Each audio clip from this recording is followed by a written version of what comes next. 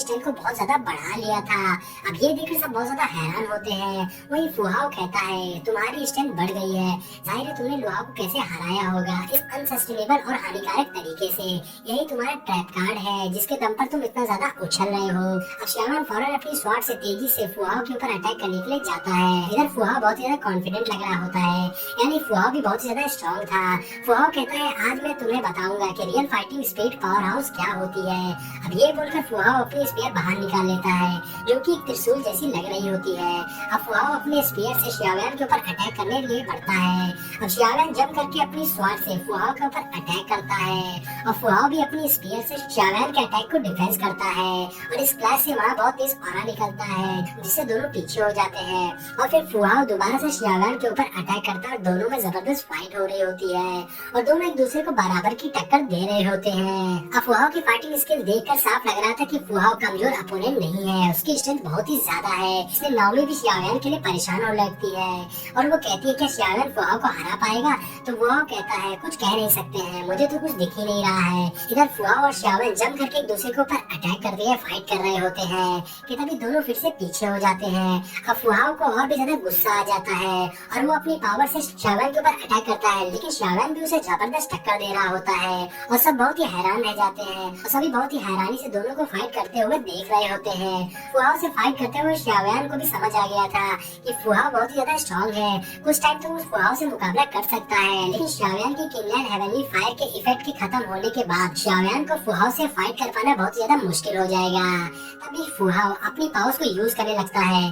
फुहाओ अपने स्पीयर से एक विंड फॉर्मेशन क्रिएट करता है। अब ये देखकर शियावेन भी एकदम हैरान रह जाता है और अब फुहाओ स्पीयर से पानी निकलने लगता है जो कि फ्लोर पर गिरता है, जिससे वहाँ पर एक वाटर फॉर्मेशन बन जाता है। अब उस फॉर्मेशन में से बहुत सारी स्पिरिचुअल डॉल्फिन बाहर निकलती है जो शियावेन को चारों तरफ से घेर लेती है उसके ऊपर अटैक करने के लिए। लेकिन शियावेन भी अपनी स्वॉर्ड से एक ही बार में सारी स्पिरिचुअल डॉल्फिन्स को डिस्ट्रॉय कर देता है और तभी फुहाओ जंप करके अपने स्पीयर से बहुत सारी पावर जनरेट करके एक बड़ी सी स्पिरिचुअल डॉल्फिन बना लेता है, शियावेन पर अटैक करता है। इधर शियावेन भी अपनी पावर्स को एक्टिवेट करके जंप करके फुहाओ के ऊपर अटैक करता है और दोनों की पावर्स क्लैश होती है जिससे वहाँ एक बहुत बड़ा सा ब्लास्ट हो जाता है जिससे हर तरफ ऑरा फैल जाता है।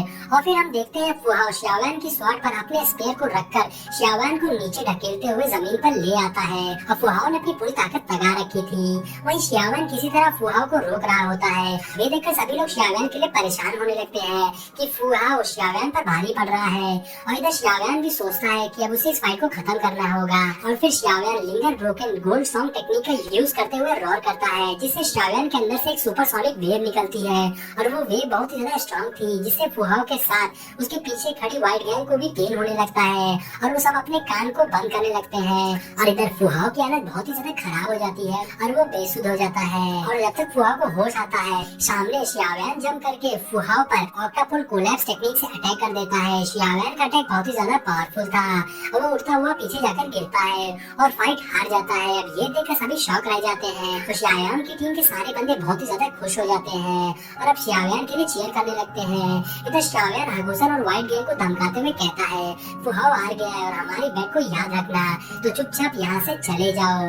और हागुसन और व्हाइट गैंग के पास कोई और ऑप्शन नहीं होता है, इसलिए वो सब वहाँ से जाने लगते हैं। अब सभी भाग के शियावेन के पास आ जाते हैं क्योंकि शियावेन जीत चुका था, इसलिए सभी लोग उसे थैंक्स बोलते कि दोबारा उन लोग की मदद करने के लिए। तो शियावेन बोलता है हम सभी फ्रेशमैन हैं, अगर दोबारा ये लोग तुम्हें परेशान करेंगे तो मुझे बुला लेना।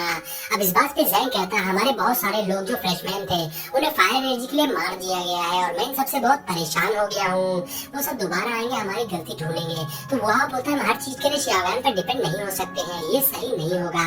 शियावेन उन सबकी बातों को सुन रहा होता है तो जैंग बोलता है शियावेन मुझे नहीं पता है सही है कि नहीं, लेकिन क्या आपको नहीं लगता हमें इनर कर्टियार्ड के लिए डिफेंस फोर्स बना लेनी चाहिए? क्योंकि शियावेन तुम जानते हो इनर कर्टियार्ड बहुत ज्यादा पावरफुल है और अगर हम सभी अकेले पड़ गए तो हमारे लिए बहुत ज्यादा मुसीबत हो जाएगी, इसलिए हमारी फोर्स को एडवांस ट्रेनिंग देनी होगी स्काई बर्निंग टावर से, जिसके बाद इनर कर्टियार्ड की बड़ी या छोटी ताकत हमसे लड़ने से पहले सोचेगी। तो शियावेन सबकी बातें सुनकर बोलता है तुम सब चाहते हो मैं तुम सभी का न्यू फ्रेशर्स के साथ मिलकर एक टीम बनाऊं? तो जैंग कहता है हाँ, क्योंकि शियावेन की प्रतिष्ठा से ये पॉसिबल है, हम ऐसा कर सकते हैं। तो शियावेन सूरज की तरफ देखने लगता है। अब जैंग अपने साथियों से बोलता है अगर शियावेन के पास इसका प्लान होगा तो हम सभी मिलकर शियावेन को फॉलो कर सकते हैं, जिसके हम अपनी खुद की पावर्स पा सकते हैं और किसी से भी मुकाबला कर सकते हैं और हमें किसी से भी डरने की जरूरत नहीं होगी, कोई भी हमें परेशान नहीं कर पाएगा।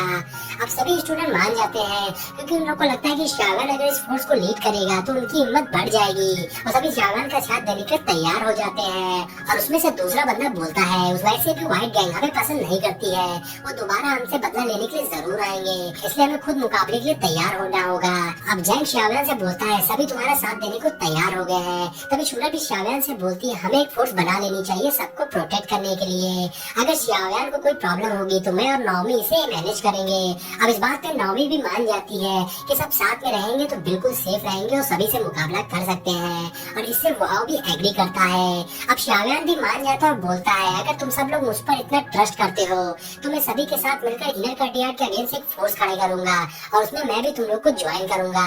अब इस बात पे सभी लोग खुश हो जाते हैं। तो जैंग बोलता है हम सब मिलकर फ्यूचर में बहुत कुछ कर सकते हैं। अब जैंग शावन से बोलता है हमें अपनी फोर्स का कोई नाम दे देना चाहिए। तो शावन बोलता है मुझे भरोसा है हमारी फोर्स इनर कटियार में फॉरेस्ट में रॉक की तरह खड़ी होगी, इसलिए हम इसे पेनमैन करके बुलाएंगे।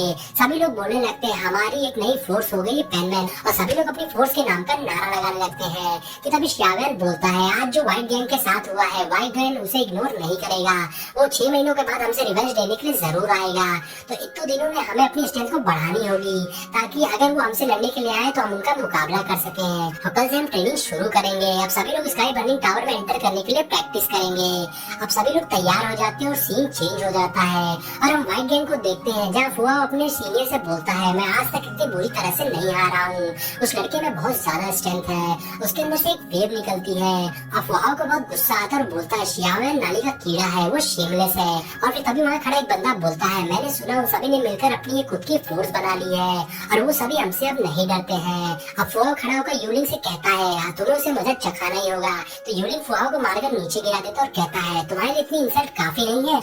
यूलिंग कहता है अगर तुमने बेट नहीं किया होता और प्रॉमिस नहीं किया होता तो मैं खुद ही उससे निपट पाता, लेकिन तुम्हारे इस एग्रीमेंट के बारे में पहले पूरे इनर कटियार में बात फैल गई है और अब हम कुछ भी नहीं कर सकते हैं, हमारी व्हाइट गैंग की और बेइज्जती हो जाएगी।